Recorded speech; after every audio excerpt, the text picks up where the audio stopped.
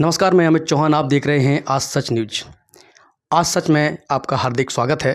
हम आपको आज सच की सच्ची घटनाएं सुनाते हैं और बताते हैं। इस अगले कार्यक्रम में हमारे मेहमान हमारे साथ में हैं और आपको उनसे मुलाकात करवाते हैं और जानते हैं उनके बारे में। नमस्कार भाई साहब, आप हमारे व्यूअर को अपने बारे में परिचय दें। अजय जी, आपका मेरा पहला परिचय है। आपसे भी नमस्ते करता हूँ, राम राम। मेरी मैं संतोष अग्रवाल, चूँकि ग्वालियर से ही रहने वाला हूँ और मेरा परिचय ऐसा कोई ख़ास नहीं है। बहुत साधारण परिवार से साधारण इंसान हूँ। जैसे सभी एक छोटे से स्तर से निकल के बाहर जाते हैं, मैं भी उसी हिस्से का एक कहानी का हिस्सा हूँ। एक छोटे से गांव से, छोटे से परिवार से निकल के यहाँ पढ़ने आया और पढ़ते पढ़ते सब चीज़ें ईश्वर की कृपा से आगे चलती गई, व्यवस्थित होता गया।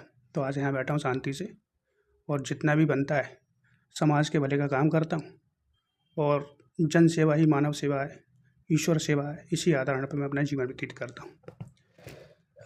भाई साहब, आप बहुत साधारण जीवन है आपका, सरल स्वभाव है आपका और आप समाज सेवक हैं, समाज सेवी हैं। ग्वालियर में समाज सेवा भी करते हैं, विभिन्न प्रकार की समाज सेवा करते हैं आप।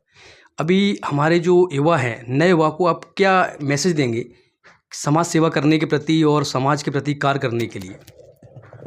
मैं सभी नवयुवकों को आग्रह ही कर सकता हूँ कि सलाह क्या दूंगा। सब अपनी अपनी बुद्धि के अपने अपने हिसाब से चलने वाले लोग हैं। नवयुवक को बोलूँगा, आप कोई भी काम शुरू करिए। छोटा बड़ा काम नहीं होता, आपका काम शुरू ही होगा तो ऑटोमेटिक वो सब आगे जाके बड़ा होगा। आप कोई काम ही नहीं करोगे तो कभी बड़ा नहीं होगा। और दूसरा, नशा से दूर रहें। नशे अगर हम नवयुवकों को लग जाते हैं तो अंततः हम कुछ कर पाएँ या ना कर पाएँ, लेकिन हम उस नशे की आदी होकर, उस वृत्ति में पड़कर अपना समूल नष्ट कर देते हैं। कहीं ना कहीं ये हमारे देश और राष्ट्र को भी प्रभावित करता है। आज का युवा कल का भविष्य है राष्ट्र का। जिस देश का युवा अगर नशा मुक्त होगा, सशक्त होगा, शक्तिवान होगा, वो आगे जाके कुछ ना कुछ करेगा और राष्ट्र का भी भलाई होगा। इससे मेरा को यही सबसे मेरा आग्रह है, कम से कम सभी नशा मुक्त रहें और कुछ ना कुछ व्यापार या काम धंधा करें ज़रूर, किसी की चमक धमक में न पड़ें। भाई साहब ने आपको बताया सभी लोगों को, दर्शकों को, खासकर दर्शक जो हमारे नए युवा के दर्शक हैं, जो अपनी एक पढ़ाई ख़त्म करके नया जीवन स्टार्ट करते हैं, कि नशा से दूर रहें। नशा एक नाश की ओर चलता है, ये आप सभी लोगों ने सुना होगा और जाना होगा। वैसे एक प्रश्न है, आप भी अपन ग्वालियर शहर में हैं, ग्वालियर शहर में कितने युवा ऐसे होंगे जो एक नशा की प्रति भी चल रहे होंगे और जो अपनी पूरी रास्ता ख़राब कर रहे हैं? ऐसा कुछ एक आइडिया है अनुमानित अपन को? देखो, आज की जो युवा पीढ़ी है, संभवतः 100% तो नहीं कह सकते, लेकिन 60 और 17% नशे में पूरी तरह डूब चुकी है। हर गली गली मोहल्ले में सूखे नशे वो बिक रहे हैं, दारू बिक रही है। सबको खुला नशा कहीं भी अवेलेबल हो रहा है, कोई किसी को रोकने वाला नहीं, कोई किसी को टोकने वाला नहीं। तो इससे युवा की भी झिझक खुल जाती है। वो बीच सड़क पर खड़े होकर आपकी नशा वृत्ति करता है, सिगरेट भी पीता, दारू भी पीता और ड्रग्स भी, और ये तमाम तरह के सूखे नशे जो आजकल आने लगे हैं, जिनको हम कभी देखा ही नहीं, सुने नहीं, लेकिन लोग कर रहे हैं। और करके वो लड़के नवयुवक आज उस स्थिति में पहुंच जाते हैं कि बहुत से बहुत 30-35 साल में तक उम्र रहती है उनके बाद, उसके बाद ईश्वर के वो नमस्ते कर देते हैं। वैसे अभी हाल ही सरकार ने, बीजेपी पार्टी सरकार है, और सीएम ने एक कभी घोषणा की थी कुछ 11 राज्य स्टेट में और मतलब 11 डिस्ट्रिक्टों में जो मंदिरों के आसपास हैं, जो ज़्यादा सामाजिक जगह हैं, वहाँ पे इन्होंने नशा दारू बेचना बंद किया था, बंद का ऐलान भी किया है अभी। वो आप किस प्रकार देखते हैं और कितना सही है और ये क्या कितना आगे चलेगा, इसमें क्या आपकी टिप्पणी रहेगी? देखो, पहले तो जो जिलों में दारू बंद की है या रोकी है सरकार ने, उसका धन्यवाद और आभार व्यक्त करता हूँ कि अच्छी पहल है एक। लेकिन इस पहल को अपने एक दूसरे रूप में भी देखें। हम होता क्या है, व्यापारीकरण में 1 नंबर में दारू बंद कर देते हैं, फिर वही दारू उन्हीं शहरों में 2 नंबर में बिकती है और ब्लैक में होकर वो 10 डबल में बिकती है। ऐसा रास्ता तो नहीं अपनाएंगे आगे चल के। ऐसा रास्ता ना अपनाया जाए और ना अपनाने के कारण युवा बचेंगे, तो ही आप इसको माने कि नशा से रोक करिए उन लोगों ने। और नहीं तो सरकार का काम है, रोज़ योजनाएं आती हैं, रोज़ बनती हैं और वो चली जाती हैं। मतलब आपका कहना है कि अगर ये योजना सरकार ने बनाई है तो इस पर ये सबसे रोक लगाई जाए कि ये दारू 2 नंबर में महंगी ना बिके नहीं बिके ही ना, या बिके ही ना, जिससे जब युवा 1 नंबर में नहीं मिली तो 2 2 नंबर नंबर में क्यों बिके? बिकना ही चाहिए, न इससे युवा और सारे महंगाई के शिकार होंगे इस चक्कर में, तो अगर न बिकेगी कहीं न कहीं तो मतलब पहल अच्छी है और होनी चाहिए। वैसे सामाजिक कार्य में आपको सबसे सामाजिक जो समाज का कार्य होता है, वो सबसे अच्छा आपको कार्य कौन-सा लगता है, इससे आपको संतुष्टि होती है, आपको अंदर से खुशी मिलती है, काम करके मैंने ये मुझे खुशी मिली इस प्रकार से? देखो, समाज में हर तरह का काम कोई भी करे, जो समाज के हितों का हो, लोगों को कुछ प्रेरणा दे सके, प्रेरित कर सके उस चीज़ के लिए, हमको सारे काम करना चाहिए। व्यक्तिगत मेरा ये है कि अगर हम एक युवक को या शिक्षक को या बालक को अगर एक शिक्षा अगर उपलब्ध करवा दें, तो एक शिक्षित व्यक्ति आगे जाके बहुत सारा लोगों को व्यापार, धंधे सब कुछ अवेलेबल कराता है। इसलिए मेरा मानना है कि हर आदमी को, मनुष्य को एक टेक्निकल शिक्षा देनी चाहिए। किताबी ज्ञान तो सभी को हो जाता है, किताबी ज्ञान के साथ-साथ किताबी ज्ञान भी उतना ही महत्वपूर्ण है, क्योंकि हम जिस परिदृश्य में रहते हैं तो आजकल किताबी ज्ञानों का भी होना भी बहुत ज़रूरी है। लेकिन साथ में अपन कुछ स्किलफुल भी काम करते रहना चाहिए। उसमें अगर किसी को मदद मिलती है, करनी पड़े तो करनी चाहिए। एक दूसरे का सहयोग करके आगे आदमी को बढ़ाना चाहिए। कि स्कूल के आप बच्चे को पढ़ाते हैं, शिक्षा करते हैं, शिक्षा देते हैं बच्चों को। ऐसे वैसे अब जो कुछ बच्चे ऐसे हैं बाज़ार में जिनको कुछ रास्ता नहीं मिलती है, तो आपके पास तक कैसे पहुँचेंगे कि मतलब उनको कहीं पढ़ने की व्यवस्था उनके पास नहीं है, तो ये किस ज़रिए आपसे मिलें आके कि हम पढ़ना है मेरे को, कुछ आपका ऐसा कुछ एड्रेस वगैरह ऐसा कुछ है जिससे आप बच्चे आपके पास आ सकें?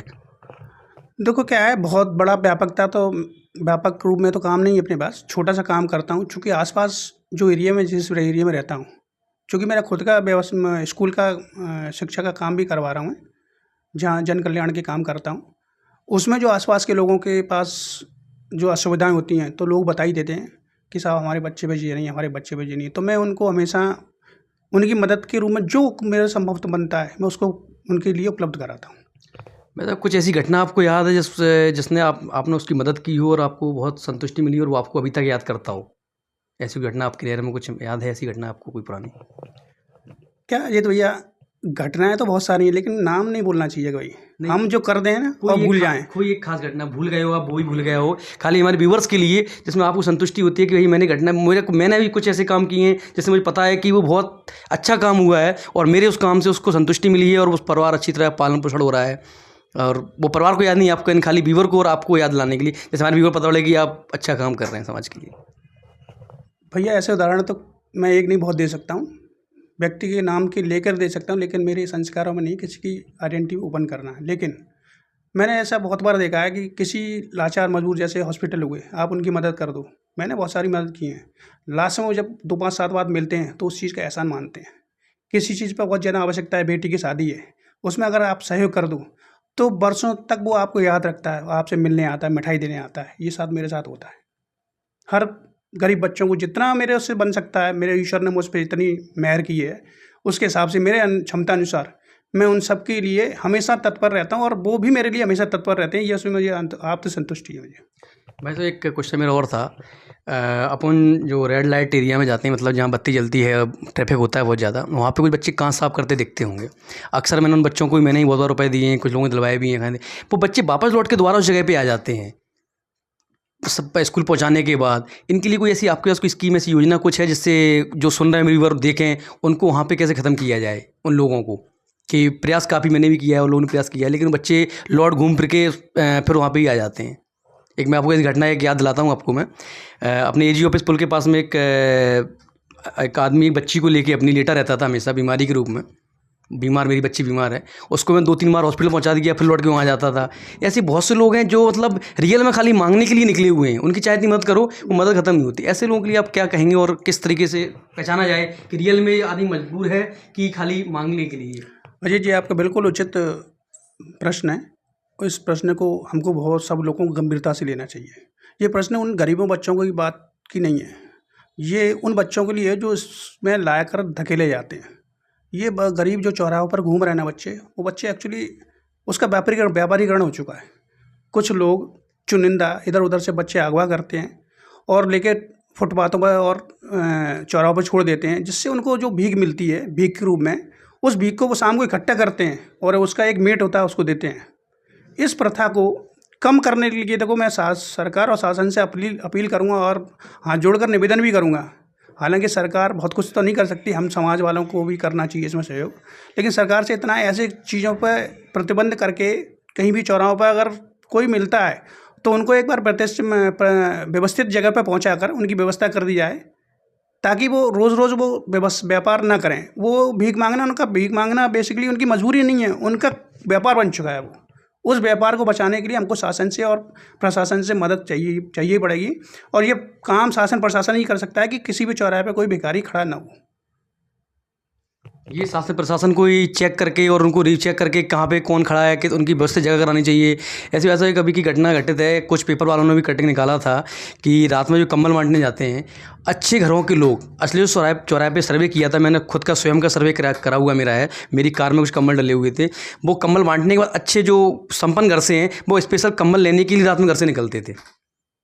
उसको प्रशासन से बोला गया, प्रशासन ने कार्रवाई भी की इस बात पे और करती भी प्रशासन। तो मतलब आपका कहना ये कि प्रशासन उस पर पूर्ण कार्रवाई करे? देखो प्रशासन तो उस पर कार्रवाई करेगा, लेकिन ये जो इस तरह का कृत्य करते हैं ये उनका मानसिक दिवालियापन है। ईश्वर ने आपको सक्षम बनाया है, आप दूसरों की मदद कर सकते हो। आप वो मदद को करने के अलावा आप खुद उस लाइन में खड़े हो रहे हो जो ईश्वर ने तुम्हारे लिए बनाई नहीं है, फिर भी तुम जाके उस भीख वाली लाइन में खड़े हो रहे हो। तो मतलब ईश्वर से आप ये चाह रहे हैं कि हमको तुमको ईश्वर भिखारी बना दे और रात में जाके कंबल निकाल ले। एक कंबल के कारण अगर मनुष्य अपनी लाइन बदल सकता है, अपनी नीयत बदल सकता है, तो उस आदमी को, ऐसे मैं आदमी नहीं कहता, वो भगवान ही जाने उसको क्या कह सकते हैं। वैसे एक प्रश्न और था, अभी मध्य प्रदेश में और अपने स्पेशल ग्वालियर की बात करें, बेरोजगारी स्तर क्या है? अजय जी क्या है बेरोजगारी? देखो नौकरी से कोई मतलब नहीं इसका बेरोजगारी का। हमारा युवा काम कौन सा करना चाह रहा है, एक ऐसा युवा बता दें कि हम युवा को काम देते हैं और युवा ईमानदारी से काम करें। बेरोजगारी का मतलब ये नहीं है आप नौकरी दे दो सबको, सबको नौकरी नहीं दी जा सकती। और दूसरा इसका एक अपोजिट ये भी है कि जिनको 50 साल में रिटायर होना चाहिए, 50 साल में रिटायर होने के बाद उनके बच्चों को जो नौकरी मिलना चाहिए, आप उनकी एज बढ़ाकर 60 और 62 साल कर रहे हो, तो बच्चों का हक और नौकरियां तो पहले ही मर रही ना, कहाँ से लाओ अपनी इतनी नौकरियां? तो मैं सभी युवा वर्ग से निवेदन और आग्रह करूँगा कि नौकरी के पीछे रहो, पढ़ो, अगर मिले तो ठीक, नहीं तो अपना छोटा सा धंधा भी शुरू करोगे, आगे जाके वो बड़ा होगा। ईश्वर की कृपा से आप पे हमेशा अनुकंपा बरसेगी। इसलिए आप नौकरी की ज़्यादा मत सोचकर इस सरकारों का जो ठर रहा है 50 साल से 65 और 70 साल कर देना उम्र का एज का, वो भी हमारे नौकरियों पर फ़र्क पड़ता है। और उनसे हमारे जो युवा वर्ग है जिनको उनके पिता का रिटायरमेंट 50 साल पर होगा तो 25 साल का बेटा होगा, 25 साल का बेटा होगा तो 50 साल का जो रिटायरमेंट होगा उनका पिता, उनकी जगह पर एक ना किसी को भी तो नौकरी मिलेगी। तो कहीं ना कहीं नौकरी का एक अवसर तो मिलेगा। वो अवसर ना मिलते हुए उनको सरकार 50 से 65 कर देती और 65 से 62 कर देगी। ये क्या है, हमेशा आप उम्र बढ़ाते करेगा। जब बुजुर्गों को ही नौकरी पर रख रहा है, रिटायरमेंट होने के बाद आप उसको संविदा पर नौकरी दे रहे हो, क्या है ये सब सरकार का निर्णय है, अपन इसमें कुछ नहीं कह सकते, सरकार जाने। लेकिन कहीं ना कहीं सरकार को युवाओं की रोजगार के बारे में सोचना चाहिए। और वो बात भी सही है कि युवाओं को स्वरोजगार करना चाहिए, अपना स्वरोजगार बनना चाहिए। अपने पीएम का भी, मोदी जी का भी यही कहना है और सभी लोग की स्वरोजगार बनना चाहिए, वो सही बात है। लेकिन स्वरोजगार बनने के साथ में जो युवा इच्छा रखते हैं नौकरी के प्रति और रोजगार के प्रति, तो सरकार को उसके लिए कदम उठाना चाहिए। क्योंकि सरकारी कदम उठाएगी तभी हमारा युवा एक आगे बढ़ पाएगा और देश की प्रगति के लिए काम कर पाएगा। धन्यवाद भाई साहब, आपका बहुत बहुत शुक्रिया। बहुत बहुत धन्यवाद अजीत जी, आपसे मिलकर बहुत अच्छा लगा। हमारे सभी दर्शकों से मानना है और दर्शकों से कहना है कि कोई भी दर्शक भाई साहब से कुछ पूछना चाहे, कुछ सवाल जवाब करना चाहे तो कमेंट करके कर सकता है। धन्यवाद।